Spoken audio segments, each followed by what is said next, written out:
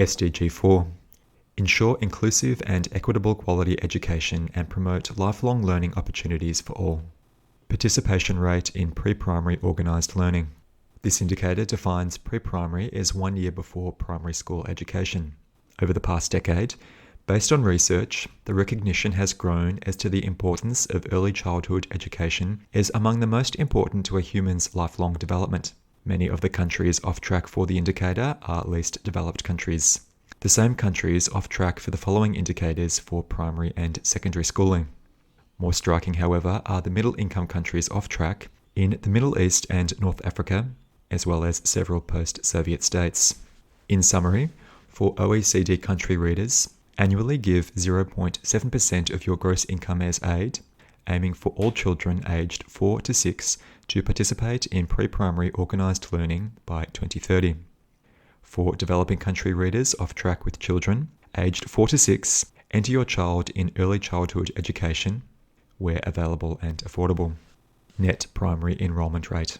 This indicator measures the percentage of school-age kids enrolled in primary school, consistent with the singular target of MDG number 2, aiming for 100% enrollment by 2030.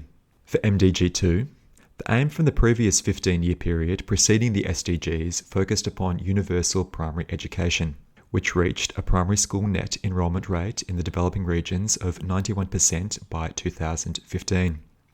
This was an increase of 8% from the beginning of the millennium, with a 20% rise in sub-Saharan Africa during the same period, but still leaving 57 million primary school-aged children out of school worldwide in 2015.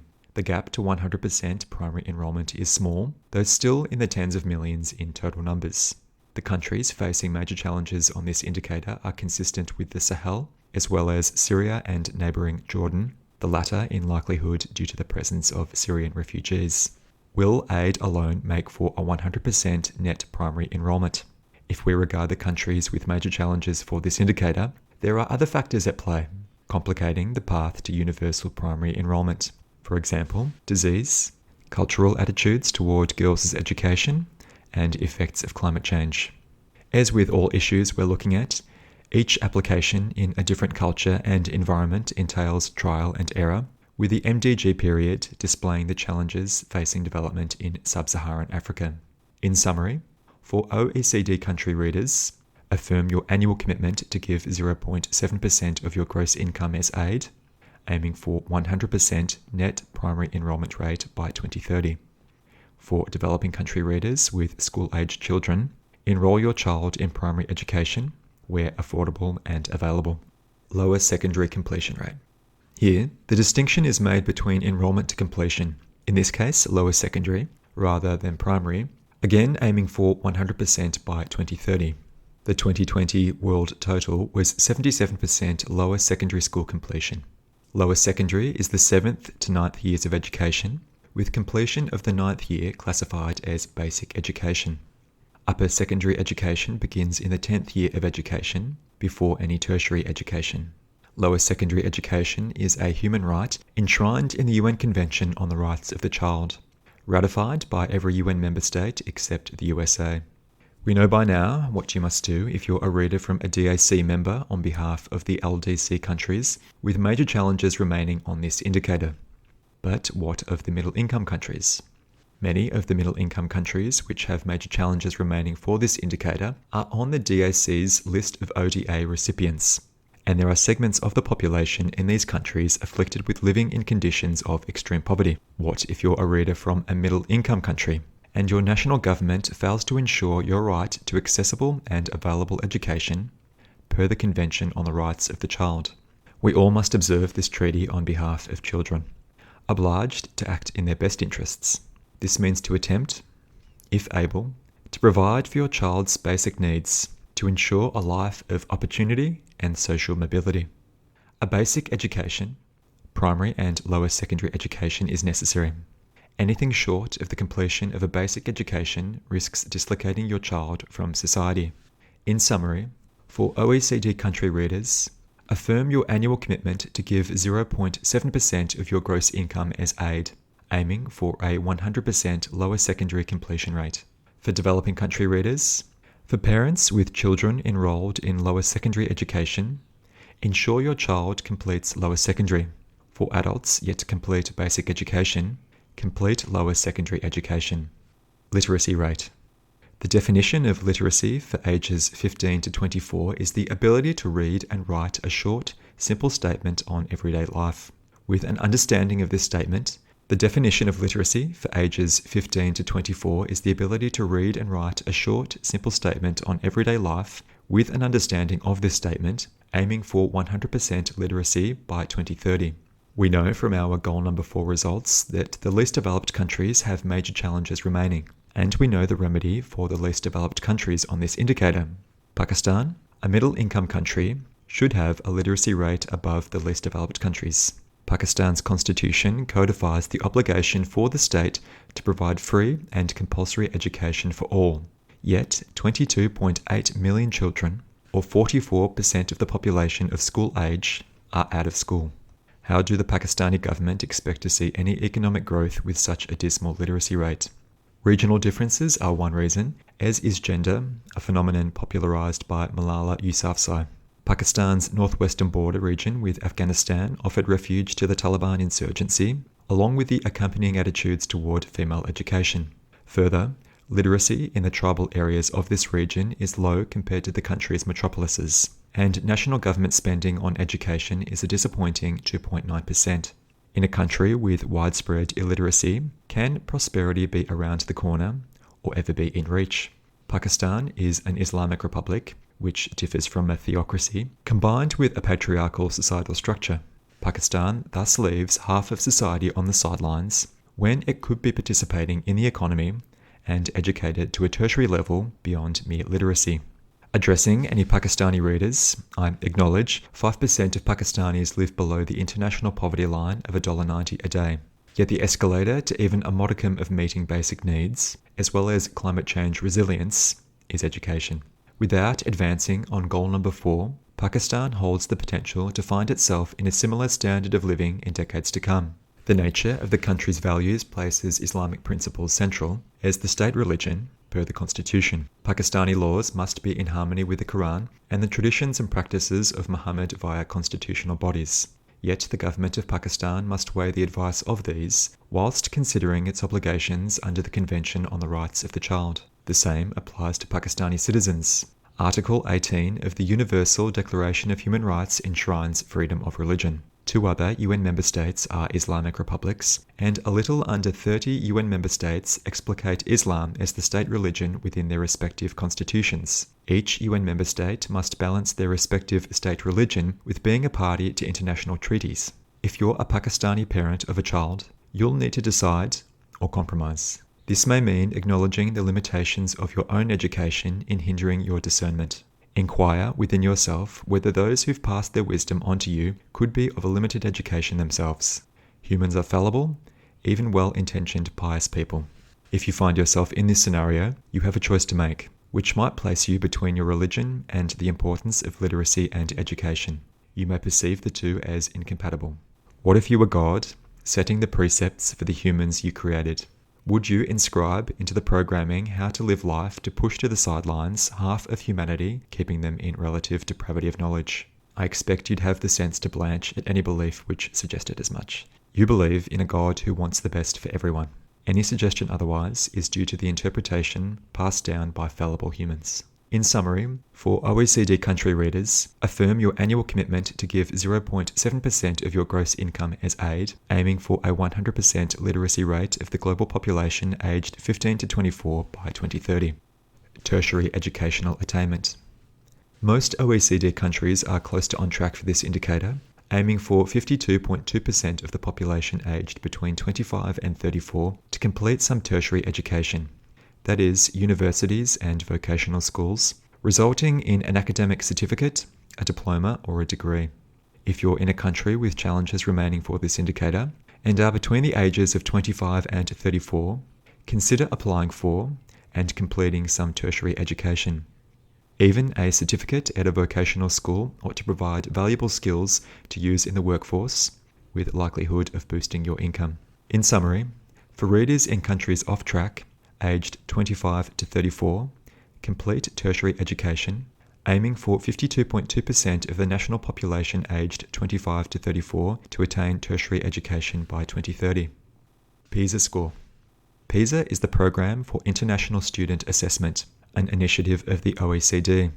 PISA assesses 15-year-old school students by a standardized test, showing how these students are approaching the end of their compulsory basic education in lower secondary school. The fields assessed are mathematics, science and reading, averaged to give the PISA score. The 2030 aim for national PISA scores is 525.6 out of the best score of 600. The Chinese cities of Beijing, Shanghai, and the provinces of Jiangsu and Zhejiang topped all three categories, followed by Singapore in all three categories. Macau, a Chinese city, placed third in all categories, with nearby Hong Kong fourth for mathematics and reading. This strong representation by China is notable for a developing country rather than an OECD country. The OECD countries off track are middle-income countries. Therefore, for parents of 15-year-olds in those countries, encourage your children to focus on their academic performance. In summary, for readers in countries off track who are parents of a child who will be 15 years old at the time of the next PISA in 2025, encourage your child's academic performance, aiming for a national PISA score of 525.6. Variation in science performance explained by socioeconomic status. This indicator measures the extent a student is doing poor in science class because of low socioeconomic status. The long-term objective for the indicator is an 8.3% variation or less in science achievement on the PISA, which is explained by socioeconomic status. What can we expect to see at the lower end of the income and wealth spectrum within a country? Members of the household may be at greater risk of mental illness and/or substance abuse. If a caregiver is in poor health, it's probable to have detrimental effects on a student's educational attainment. Economic inequality has many negative effects, among them spillover effects on population health. Poorer households may have different parenting styles, sometimes characterized by fewer instances of joint attention in a learning environment. Some households in OECD countries may be lacking an internet connection, a car, a quiet place to study or a desk, or books for schoolwork. All these can offer a more fertile environment in the home for parents to have the capacity to interact with their children and foster learning. 2 countries scored red for this indicator, France and Hungary. The variation in socioeconomic status on science performance for both these countries was 20%. In France's case, a gap of 108 points out of a PISA best score of 600. Why is this? It's believed disadvantaged 15-year-olds have lower ambition relative to their academic performance. Only 4/5 in this category expect to complete tertiary education compared to high-achieving, advantaged counterparts. The same is true in Hungary. In Hungary's instance, it could be due to the structure of the secondary education model of selective schools, a model shared with neighbouring countries scoring orange for the indicator. For example, Germany, Belgium, Luxembourg, the Czech and Slovak republics, and Switzerland. The above-mentioned European countries divide their secondary education system into gymnasium schools and vocational schools to train students for a trade. Students who've completed the 9th year of compulsory education can then join the workforce. We can see how a student from a working-class background may believe themselves to feel destined along this path, or otherwise may relate closer to an aptitude for a vocational trade familiar within their family, and may perceive little incentive to perform well in science. This may be limiting in some countries though, as the demand for a labour force steeped in STEM subjects, that is, science, technology, engineering and mathematics, rewards these disciplines with wages and profits. What does this imply about the many streams of secondary education, that is, gymnasium schools and vocational schools? Does it disincentivize scientific performance for lower socioeconomic students? It's possible, if we look at the countries which are off track for this indicator. Yet many of these are the same countries doing best on the SDG index overall. Furthermore, some European countries using the gymnasium model are on track for this indicator. For example, Finland. Following lower secondary education in a collège, the French equivalent of the gymnasium is the lycée, in preparation for the baccalaureate. Within the baccalaureate, there are 3 streams divided by academic discipline, as well as the alternative of the vocational school for apprenticeships. In Hungary, the gymnasium system prevails in preparation for university, as well as secondary vocational school and vocational school.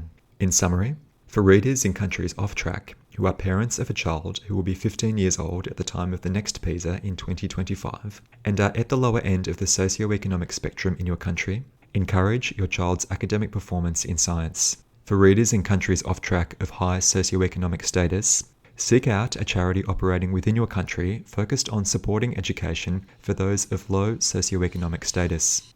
Underachievers in science. This indicator measures the portion of students scoring below level 2 in the PISA for the science component, equal to 409.54 points out of the total 600. The aim by 2030 is for 10% or fewer OECD country students to score less than 409.5 points on the next PISA focused on science in 2025. What does level 2 look like? This means a student has, and I quote, adequate scientific knowledge to provide possible explanations in familiar contexts, end quote. To compare to level 1, quote, students have such a limited scientific knowledge that it can only be applied to a few familiar situations, end quote. The countries scoring red are the middle-income OECD countries, plus Greece and Israel, both high-income countries, but the latter includes the lower-income Palestinian territories. What if you live in an OECD country off track and suspect your child, who will be 15 years old at the time of the next Science PISA in 2025, may have a learning disability or ADHD? Consult a GP or pediatrician in consultation with your child's school. See if special attention in the classroom can remedy such potential setbacks, and if the health and education system offer access to extra resources, which may be unrealistic in the middle-income OECD countries.